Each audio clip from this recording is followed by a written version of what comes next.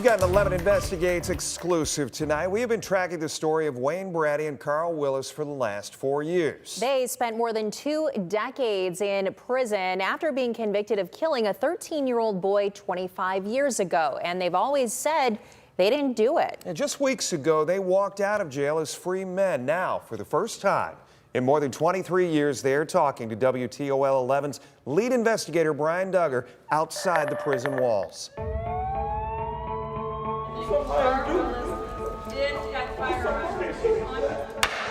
Carl Willis is an innocent man.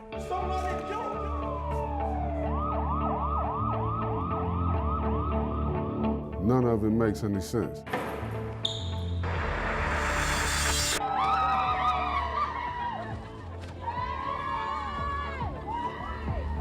I love you, baby. I love you. This the queen right here. You're getting married in September, right? I'm tell you the truth, I'm actually already married. I didn't want to come out like that. It's my brother, That's my family right there. Love it. We made it. That's my guy, that's my brother, that's my best friend, that's my cousin.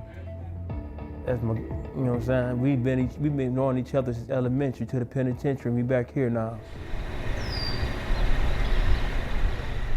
For the first time in more than 23 years, Wayne Braddy and Carl Willis are experiencing freedom. Walking out the front door, it's a whole different feeling. Man, I go to the door just to look out. You know what I mean? See a car ride up the street or something. I see little kids and stuff playing. You don't see babies in jail, but on a visit. Sometimes the new world can be a little tricky to navigate. But he's still trying to figure that out. He be pocket dialing me and stuff. I'm like, bruh, you just called me. He was like, oh, I didn't mean to. I said, I meant to answer though. What's up? You know what I mean? And sometimes it can be overwhelming. I had anxiety in prison and had it since I've been out here. But every day I continue to give it to the Lord because the Lord is my shepherd and I shall not want.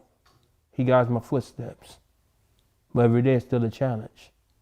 But it's now a world without bars and without guards telling them where to be or what to do. On March 28, prosecutor Julia Bates ended a decades-old legal battle with the men.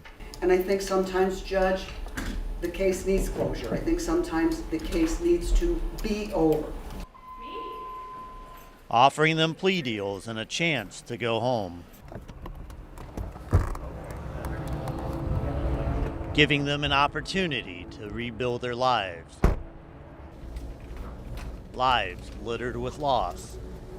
I had a son that was just born a few weeks before I got arrested, and I had another son that was 15 months old when I went to jail, and my current girlfriend at the time was pregnant with my son and miscarried him at 7.5 months pregnant while I was awaiting trial. I lost my mother, I lost my father, I lost my grandmother, and I lost a grandbaby. Something that the state can't get back, something I can't get back, but something I can live for and they can live, I made their own. How you doing today? The next chapter in their lives is still unwritten, but they want it to be about seized opportunity. Ain't no limit to it, you know what I mean? I can't sit here and tell you exactly what I'm gonna do. I just gotta live it, you know what I mean? The average person that's gonna tell you, oh, I'm about to get out and be wearing this and driving this, and this is what my girlfriend gonna look like, they capping. You know what I mean? Especially after all this time, man, I'm taking it slow. John Legend, take it slow. The men are returning to a world that is very different, but a Toledo that is very similar. When Maurice Purify died in 1998, he was one of 4 teens killed within weeks. 7 teens have been murdered this year in Toledo. Braddy says neighborhoods have been stripped of male role models, just like when he was a teen, and he wants to be a mentor. Most of the people I know have been raised by their grandmother. On the block we lived on, man, it probably was like 2 men that lived on the whole street. And they was somebody's granddaddy. Ain't nobody had no daddy in their house. Willis wants to finish his college degree and has similar goals, but he now has a wife, Charmaine, who he married on April 18. Well, my baby showed me unconditional love. When I say unconditional love, she accepted me for who I am, my trials and tribulations, my ups and downs. They were married over the phone and picked up their papers at the Lucas County Common Pleas Court, the same courthouse where the men were given their freedom. The same courts that released me blessed me with a wife. Anger, feeling blessed, Braddy and Willis have experienced the entire range of emotions in the past 25 years. The future is unknown, of course, but they are excited to experience it as free men. Well, Brian, you've been following this for so long. This has really been a project that you've taken to heart. And Brian, obviously, Braddy and Willis, they took Alfred pleas in this deal and in the death of Maurice Purify. So they could go home after saying that, but do they still to this day say they're innocent?